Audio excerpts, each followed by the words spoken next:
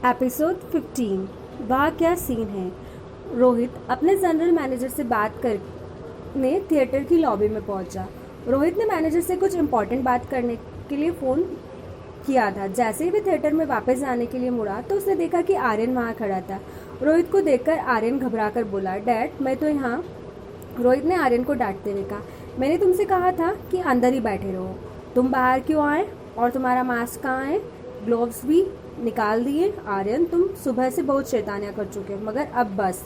रोहित ने आर्यन का हाथ पकड़ लिया और उसे थिएटर के अंदर ले जाने लगा। रिया रोहित का पीछा करते हुए थिएटर लॉबी में पहुंच गई। वह एक कोने में छुपकर सब कुछ देख रही थी। जैसे ही रोहित आर्यन को थिएटर के अंदर ले गया, रिया आर्यन की जगह जाकर खड़ी हो गई। अनिका टिकट विंडो से फिल्म की टिकट लेकर जब वापस आई तो रिया को देखकर चौंक गई। उसने रिया से पूछा, तुम्हारे पास ये मास्क ग्लव्स कहाँ से आए? अभी तक तो तुमने नहीं पहने थे। रिया ने बड़ा ही स्मार्ट आंसर दिया, वह मुझे अभी रियलाइज़ हुआ कि मुझे मास्क और ग्लव्स पहनने चाहिए। दरअसल मैं घर से सब कुछ लेकर निकली थी। यह बात सुनकर अनिका बहुत खुश हो गई। वो रिया की पीठ थपथपाते हुए बोली, देख रही हूँ कल शाम से तुम बहुत समझदार हो गई हो। Keep it up. यह कहते हुए अनिका रिया का हाथ पकड़कर उसे थिएटर हॉल में ले गई। फिल्म शुरू हो चुकी थी। हॉल में अंधेरा था। अनिका ने टिकट्स पर लिखा सीट नंबर देखने की कोशिश की, मगर वह ठीक से देख नहीं पा रही थी। तभी रिया ने कहा, नो नीड टू चेक मम्मा, आधा हॉल तो खाली है। चलो मैं कहूँ उसी सीट पर बैठ जाओ।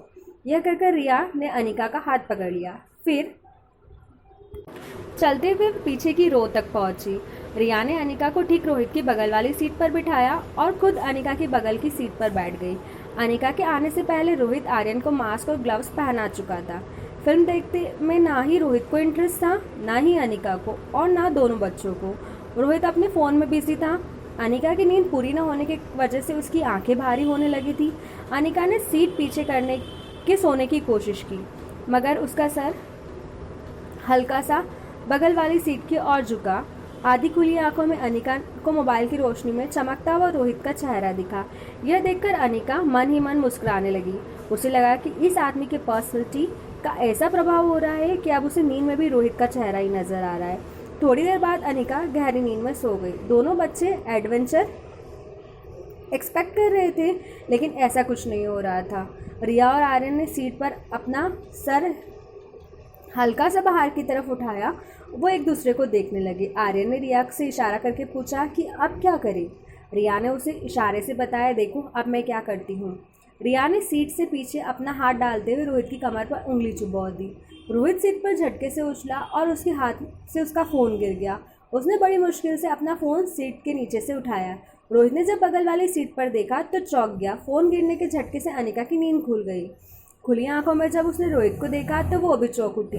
रोहित कुछ कहे उससे पहले उसे थिएटर स्क्रीन की रोशनी में चमकती हुई अनिका की खूबसूरत आंखें दिखने लगी। गहरी कत्थई आंखें, लंबे बाल जो आंखों के सामने बिखरे थे। रोहित अपनी ज़िंदगी में बहुत सारी मशहूर मॉडल और फिल्म एक्ट्रेस से मिल चुका था, मगर उसे इस बात का यकीन नहीं हो रहा था कि सादे लिबास में विदाउट मेकअप भी कोई लड़की इतनी खूबसूरत कैसे लग सकती है। वही अनिका को भी रोहित की पर्सनैलिटी में एक अनजाना आकर्षक हो रहा था। दोनों कुछ देख एक दूसरे की आंखों में आंखें डालकर देखते रहे। फिर लगभग एक साथ दोनों ने कहा, तुम यहाँ। तभी अचानक स्क्रीन पर गाना शुरू हो गया। म्यूजिक में दोनों एक दूसरे की बात ठीक से नहीं सुन पा रहे थे, इसलिए रोहित ने आवाज़ ऊंची करके कहा, देखो मैंने पहले ही तुम्हें वार्न कर दिया था कि मेरा पीछा मत करना। मुझसे और मेरे बेटे से दूर हो। तुम समझते क्यों नहीं? अनिका ने भी गुस्से में पलटवार किया, मिस्टर रोहित मारवा, आप समझते क्या है अपने आप को? मैं मानती हूँ कि आप हैंडसम हो, सक्सेसफुल हो और काफ़ी लड़के आपके पीछे घूमती, लेकिन इसका ये मतलब नहीं है कि जब चाहे आप जिसके सामने मेरी इंसल्ट करें। मैं यहाँ अपने बच्चे के साथ आई हूँ, फिल्म देखने आई हूँ, आपका पीछा नहीं कर रही हूँ। रोहित को अंधेरे में रिया की शक्ल तो नहीं दिखाई दे रही थी, मगर उसे इतना ज़रूर दिख रहा था कि अनिका की बगल वाली सीट में एक बच्चा बैठा है। रोहित अपनी आवाज़ थोड़ी नीचे करते हुए बोला, ऐसे कोइंसिडेंस हमारे साथ ही क्यों हो रहे हैं? आप मेरी होटल में आकर रुकिए। रोज़ किसी न किसी बहाने से आप मुझसे टकरा जाती हैं। अजीब बात तो ये है कि आप मेरे बेटे की पर्सनल लाइफ की जानकारी मुझे देती हैं, जिसके बारे में मैं खुद भी नहीं जानता, और अब मेरे बेटे के साथ फिल्म देखने आता हूँ।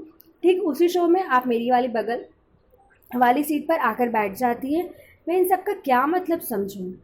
अनिका रोहित को कोई जवाब नहीं दे पा रही थी। क्योंकि इन सारी चीज़ों का भी उसके पास कोई जवाब ही नहीं था। वह खुद ये सोचकर हैरान हो गए कि ये सब उसके साथ क्यों हो रहा है। एक चीज़ अनिका और रोहित दोनों ही नहीं जानते थे कि उनके बच्चे थे जो उन्हें बार बार ऐसी सिचुएशन में खड़ा कर रहे थे। रोहित थोड़ी देर फिल्म की स्क्रीन की ओर देखने लगा, अनिका भी स्क्रीन की ओर देखने लगी। दोनों की नज़रें तो स्क्रीन पर थी, मगर मन ही मन में दोनों साथ हो रहे कॉन्सिडेंट्स के बारे में सोच रहे थे। तभी अचानक फिल्म में हीरो हीरोइन का एक रोमांटिक सीन शुरू हो गया। अनिका और रोहित के लिए देखना थोड़ा ऑकवर्ड था। रोहित कभी अपने मोबाइल को देखता तो कभी यहाँ वहाँ देखने लगा। अनिका भी अपने हाथ से बाल संवारने लगी और फिर रोहित को देखना अवॉइड करने लगी। थोड़ी देर बाद रोहित ने चुप्पी तोड़ते हुए अनिका से कहा, देखिए, I don't want to be rude, लेकिन मैं चाहता हूँ कि आप अपना कमरा बदल दें। आप होटल में दूसरा कोई भी कमरा चूज़ कर लीजिए and your stay will be completely free. यह सुनकर अनिका की पेशेंस खत्म हो गई। उसने रोहित से कहा, इनफ मिस्टर रोहित, आप समझते क्या हैं अपने आप को? पैसा सिर्फ आपके पास है। मैंने अपने स्टे की एडवांस पेमेंट की है आपकी होटल को। आप इस तरह मुझे अपने कमरे से नहीं निकाल सकते। I will see you. Rohit भी अपनी आवाज़ बढ़ाकर बोला, वॉट यू विल सी मी? आप समझते क्या हैं अपने आप को? दोनों एक दूसरे पर उंगली उठाकर बात करने लगे। आगे की रो में बैठे एक बुजुर्ग ने कहा, अरे भाई, मियाँ बीवी के झगड़े को घर पर ही निपटाया करो, यहाँ आकर हमें डिस्टर्ब क्यों करते हो? इस बात पर बाकी की ऑडियंस भी हंसने लगी। रोहित और अनिका के साथ बैठा देखकर लोगों को यही लग रहा था कि दोनों पति पत्नी अपने बच्चों के साथ फिल्म देखने आए हैं। रोहित अपनी सीट से खड़ा हो गया और उस बुजुर्ग को हाथ दिखाकर कहा, I am sorry uncle, please enjoy your movie. तब उस बुजुर्ग ने पलट कर कहा, अरे भाई, इतनी खूबसूरत जोड़ी है, तुम झगड़ा क्यों करते हो? फिर उन्होंने अपने बगल में बैठी अपनी वाइफ से कहा, पता नहीं आजकल की जनरेशन को क्या हो गया है। रोहित ने उस आदमी की मिसअंडरस्टैंडिंग को दूर जरूरी नहीं समझा। उसने आर्यन का हाथ पकड़ा और थिएटर हॉल से निकल गया। आर्यन ठीक रोहित के पीछे पीछे छुप गया ताकि निकलते वक्त अनिका उसे देख न सके। जो कुछ भी हो, उससे अनिका को गुस्सा तो बहुत आ रहा था, मगर कहीं न कहीं उसे पता था कि रोहित एक अच्छा इंसान है। बस अनिका को लेकर कोई मिसअंडरस्टैंडिंग हुई है। अनिका को रिया की ओर देखा। रिया फिल्म देखने में बिजी होने की एक्टिंग कर रही थी। इच्छा न होने के बावजूद माँ बेटी ने ज़बरदस्ती पूरी फिल्म देखी। प्रेसिडेंशियल स्वीट 2401 24th फ्लोर पर अपने स्वीट्स के पास पहुंचते ही रोहित ने अपने बॉडीगार्ड्स को वापस जाने का इशारा किया। की कार्ड से रूम अनलॉक कर के उसके पहले आर्यन को अंदर भेजा। रोहित ने अंदर जाने से पहले मुड़कर स्वीट्स 2402 की ओर देखा, फिर कुछ सोचकर अंदर चला गया। आज जो कुछ भी हुआ था वह सब देखकर आर्यन पहले से ही बहुत घबरा गया था। वह चुपचाप एक कोने में जाकर खड़ा हो गया। रोहित ने अपना फ़ोन सोफे पर फेंका और पास वाले चेयर पर जाकर बैठ गया। फिर एक हाथ से इशारे से आर्यन को अपने पास बुलाया। आर्यन डरा हुआ था, मगर धीरे धीरे वो रोहित के पास गया। रोहित ने अपना गुस्सा शांत करते हुए कहा, आर्यन का एक हाथ अपने हाथ में लिया और कहा, देखो आर्यन, दुनिया में हर किसी पर भरोसा नहीं कर सकते, स्पेशली उन पर जिन्हें तुम जानते नहीं हो। कुछ बातें ऐसी होती हैं जो तुम्हें उम्र के साथ ही सीखोगे, जैसे कि किसके साथ दोस्ती करनी चाहिए, किस पर विश्वास करना चाहिए, किससे दूर रहना चाहिए। लेकिन जब तक वह समझ तुम्हारे अंदर डेवलप नहीं होती है, तब तक तुम्हें अनजान लोगों से दूर रहना चाहिए। मैं चाहता हूँ कि सामने वाली लेडी से तुम दूर रहो। हो सकता है वो तुम्हें नुकसान पहुँचाने आई हो। आर्यन को रोहित की बात बिल्कुल पसंद नहीं आ रही थी। आर्यन लगभग रोती हुई आवाज़ में बोला, नो डैड, वो बहुत अच्छी है। वो मुझे नुकसान क्यों पहुँचाएंगी? वो तो मेरी मॉम है। आर्यन के मुंह से यह सुनकर रोहित शॉक हो गया। उसे तुरंत आर्यन के दोनों हाथ पकड़ कर पूछा, व्हाट? क्या तुमने मॉम? नहीं, वो तुम्हारी मॉम नहीं है, तुम्हारी मॉम नहीं है। आर्यन ने पहले कभी इतनी हिम्मत नहीं दिखाई थी, मगर अनिका के बारे में गलत सुनते ही उसके अंदर हिम्मत आ गई। उसने मास्क और ग्लव्स उतारे। आर्यन की आंखों से आंसू टपकने लगे। उसने आवाज़ को बढ़ाकर सिसकियाँ लेते हुए रोहित से कहा, दुनिया में सबकी मॉम होती है, आपकी भी तो है, तो ये कैसे हो सकता है कि मेरी मॉम ना हो? आर्यन इतना कहकर अपने रूम में चला गया और दरवाज़ा अंदर से बंद कर लिया। रोहित की समझ नहीं पा रहा था कि आखिर किस तरह अनिका ने आर्यन पर इतना प्रभाव छोड़ा है। Hotel paradise international lift 24th floor पर आकर रुकी। जैसे ही दरवाज़ा खुला, रिया अनिका के पीछे छुप गई। फिर जैसे उसे पता चला कि कॉरिडोर में कोई नहीं है, वो दौड़कर अपने स्विट की दरवाजे की ओर पहुंच गई। अनिका कार्ड से रूम अनलॉक करे तब तक रिया ने पीछे मुड़कर देखा ही नहीं। दरवाज़ा खुलते ही वह जल्दी से अंदर चली गई। अनिका के लिए रिया की ऐसी शरारतें रोज की बात थी। अंदर जाते ही अनिका को उसकी सेक्रेटरी राजलक्ष्मी का फ़ोन आया। राजलक्ष्मी का फ़ोन उठाते ही उसने अनिका से कहा, मैडम मैं आपकी सेक्रेटरी हूँ, कम से कम मुझे इतना जानने का तो हक है ना कि आज आप ऑपरेशन करने वाली है मनाली के लाइफ केयर हॉस्पिटल में।